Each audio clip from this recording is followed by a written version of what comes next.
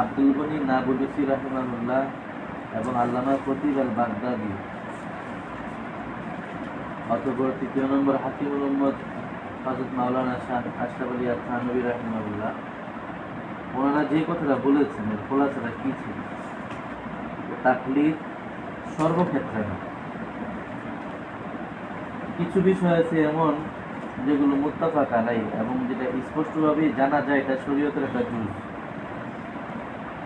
যেমন নামাজ, রোজা, হজ, যাকাত, এই ক্ষেত্রে তাকলিদের প্রশ্নই আসে না, বরং এই ক্ষেত্রে তাকলিদ করা খতিব বাগদাদির ভাষায় জায়েজ না, তাকলিদ করাটা কি গুনাহ। অপরদিকে কিছু বিষয় আছে এমন যেগুলো মুখতালাফ ফি, সর্বসম্মত নয়,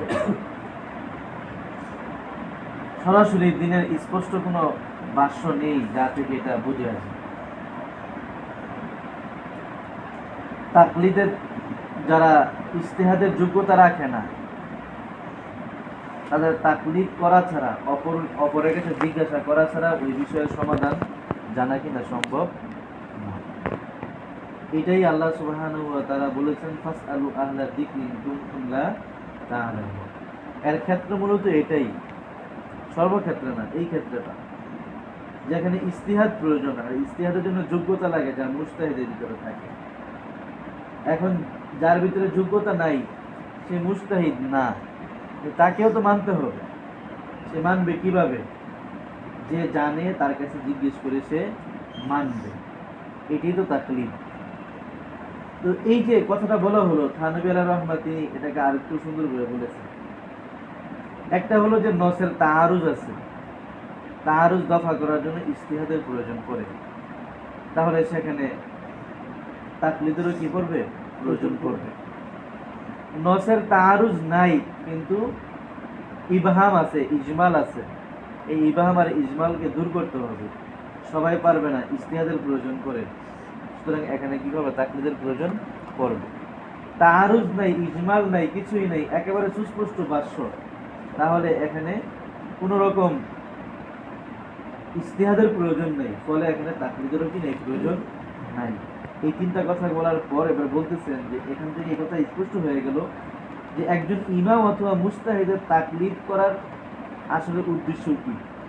উদ্দেশ্য এটা নয় যে সে বজাতে খুদ, সে স্বয়ং ব্যক্তিটা, তার সত্তাটা, তার কথাটা ওয়াজিবুল ইতাআত, এটা মনে করে তার অনুসরণ করা, এটা মূলত তাকলিদের কিনা উদ্দেশ্য না। অথবা তাকে শারি'র এর স্তরে তুলে ধরা, আল্লাহ সুবহানাহু ওয়া তাআলা অথবা আল্লাহর রাসূল যেই স্তরের, মা আতাকুমুর রাসূলু ফাখুযু ওয়া মা নাহাকুম আনহু ফান্তাহু, শারি'র শরীয়ত প্রণেতা, তাকে শরীয়ত প্রণেতার অবস্থানে নিয়ে তার প্রত্যেকটা কথাকে ওয়াজিবুল ইত্তিআদ মনে করা, এটা মূলত তাকলিদের উদ্দেশ্য না। তাহলে তাকলিদের উদ্দেশ্য এখন বাকি রয়ে গেল কি?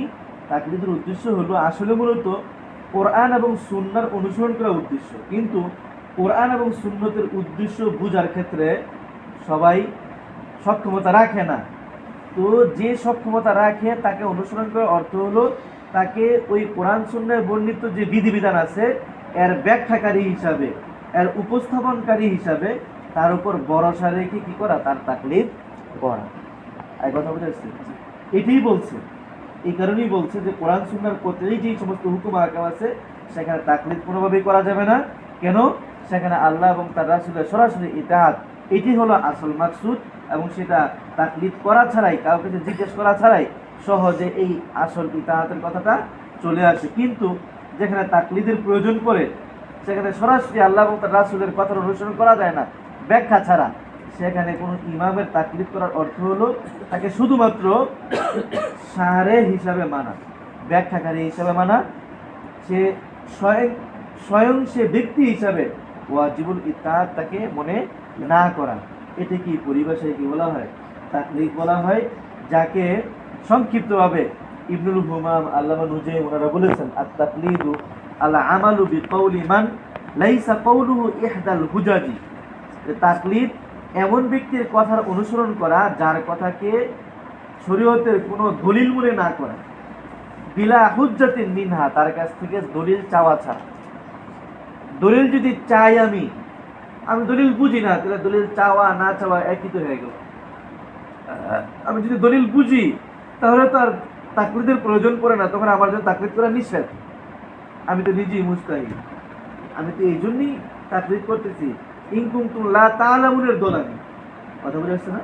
তাহলে এটা কোনো অপরাধ না, কিন্তু গায়রে মুকাল্লিদ তারা এটাকে বিশাল একটা অপরাধ হিসেবে দাঁড় করে। দেখো কিভাবে ব্যক্তি পূজা করে, তার কাছ থেকে দলিলটা পর্যন্ত তলব করতে নিষেধ করে। এটা গাধারা এটা বুঝে না, দলিল তলব করে লাভটা কি হবে? আমি দলিল বুঝি না।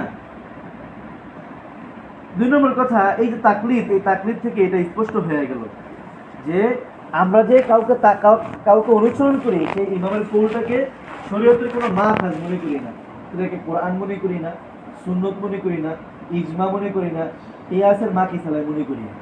আর কথা বুঝেছে কেন? শরীয়তের আসল মাখাজ হলো কোরআন এবং সুন্নাত। তবে আমরা অবশ্যই এটা মনে করি যে কোরআন এবং সুন্নতের উপর যাদের পরিপূর্ণ বাসিরত আছে, তাদের কৌলের উপর আমরা আমল করি, যে তারা এই ব্যাপারে সবচেয়ে বেশি বুঝে এবং তারা এতেমাদের উপযুক্ত। সুতরাং এখন শেখুল ইসলাম তাকি উসমানী আহমদ বারাকাতু গায়রে মুকাল্লিদদের দিকে ইশারা করেই বলতেছে, এখন এখানে যদি কেউ ইনসাফের দৃষ্টিতে এই যে তাকলিদের একটা পরিচয় দিলাম, আমরা যেভাবে তাকলিদ করি এর রূপরেখা সামনে তুলে ধরলাম, এই রূপরেখার উপর কেউ যদি গভীরভাবে চিন্তা করে, তাহলে এখানে সে দেখাক এখানে কোন কথাটার ভিতরে শিরিক আছে। তারা যা বলে তাকলিদ মানে শিরিক, এখানে শিরিকের কি আছে? কোন ইমামকে আমরা সারে তো মনে করি না, হ্যাঁ, তাহলে এখানে তার আমলকে শিরিক বলা যাবে কিভাবে? এমনি হবে সারে যে বিচক্ষণতা রাখে, ভালোভাবে এলেম বুঝে, তাকে তার অনুসরণ করা, এটাকে তো আকল যার আছে সেও এটাকে শিরিক বলতে পারে না। এবার দুনিয়াকে একটা উদাহরণ দিচ্ছি উনি বোঝানোর জন্য, যে দেশের সংবিধান সামনে রাখা আছে, বড় বড় শিক্ষিত ব্যক্তিরাও নিজ বুঝ অনুযায়ী ওই সংবিধানের ব্যাখ্যা করতে পারে না, এর জন্য সংবিধান বিশেষজ্ঞ লাগে, উকিল এর প্রয়োজন পড়ে, যারা সংবিধান সম্পর্কে তাদের পড়াশোনা, তাদের অভিজ্ঞতা আছে, তাখাসুস আছে, তাদের দ্বারস্থ হতে হয়।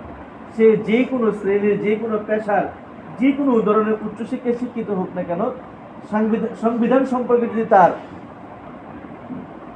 একাডেমিক জ্ঞান না থাকে, গবেষণা না থাকে, তাহলে তার ব্যাখ্যা আদালত গ্রহণ করে না।